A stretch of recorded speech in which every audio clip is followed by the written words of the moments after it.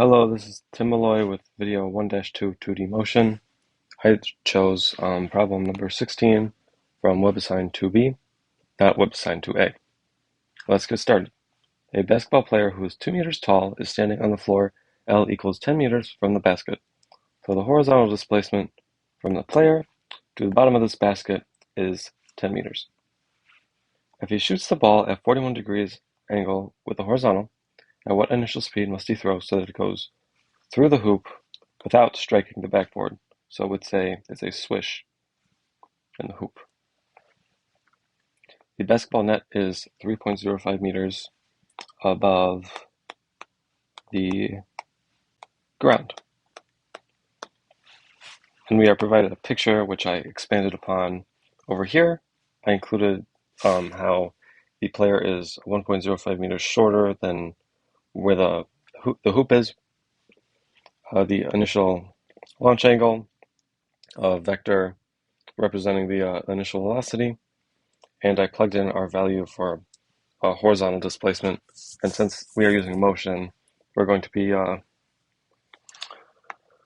understanding that this horizontal displacement is actually the range. It's the horizontal distance covered by the motion.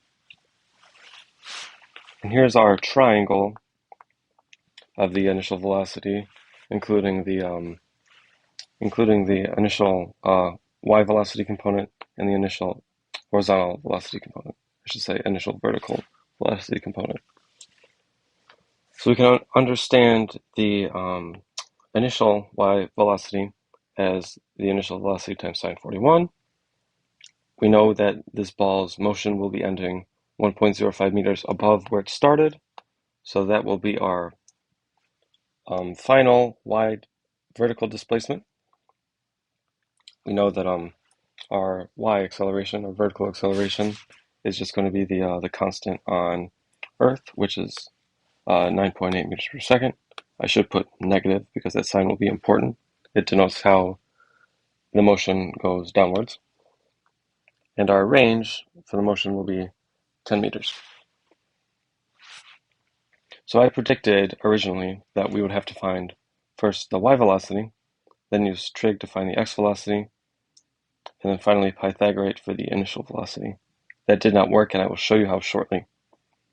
Either way, we should be starting with formula number 3 on the AP sheet, right here, which is y vertical displacement equals the initial vertical displacement plus the initial velocity, initial vertical velocity,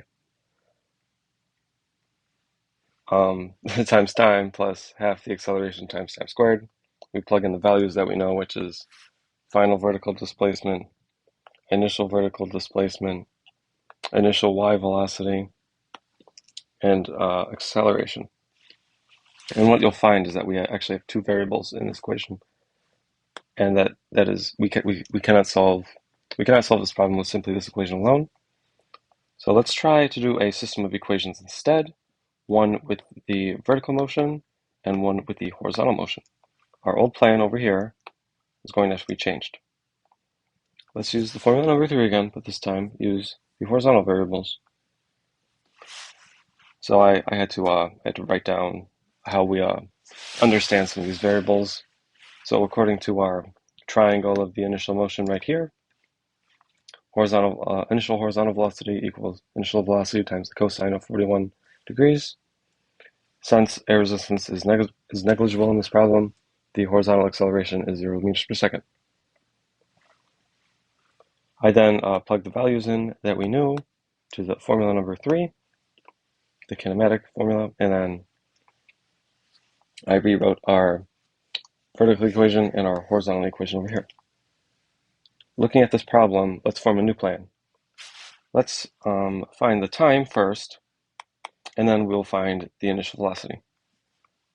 We don't have to find the vertical velocity or the horizontal velocity. We can just go straight to the total, I guess, initial velocity. So I let the horizontal equation, I set it equal to the initial velocity, which I then substituted in the vertical equation. Did some simplifying over here, more simplifying, in this next part, some subtraction in this next part, then division, and then I took the square root of 1.56 seconds squared, and I've got time equals 1.25 seconds. Let's circle that. Now let's use that time that we just solved for to find the initial velocity. And unfortunately, this problem does not include any steps, so the only thing that will be able to tell us that the time is correct or false is if we get the final answer right.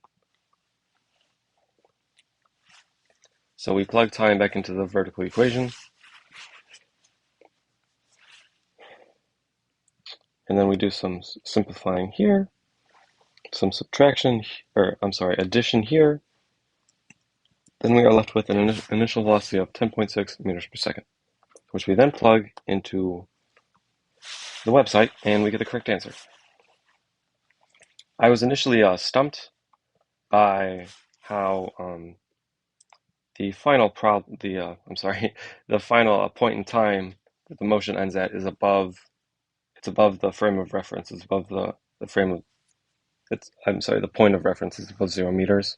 But once you divide the motions into two equations, and then you understand the velocities as a sine or cosine of the initial velocity, then everything starts to really click, and you're able to get to the answer pretty swift. Thank you for watching. Bye. Hi, I just wanted to add this little endpoint here and kind of explain where this parabolic motion comes from, just to clear up any confusion that any students might have. I like to graph everything, so I have two graphs for both the vertical and horizontal motion. So we know with we know with the vertical velocity that it is decreasing throughout the entire motion. It starts instantaneously, like, I'm sorry, I shouldn't have drawn that, but it's the vertical motion starts positive. The vertical velocity starts positive, but it is decreasing through the whole motion, which explains this parabola. So you can see it starts positive, it eventually hits 0, which is at the vertex of the parabola, and then from there it continues downwards. Then the acceleration is constant throughout, which explains why the velocity is continuously decreasing at the same rate. With the horizontal velocity is constant throughout the entire motion, meaning that there is no acceleration, no positive or negative change in the velocity. Thank you.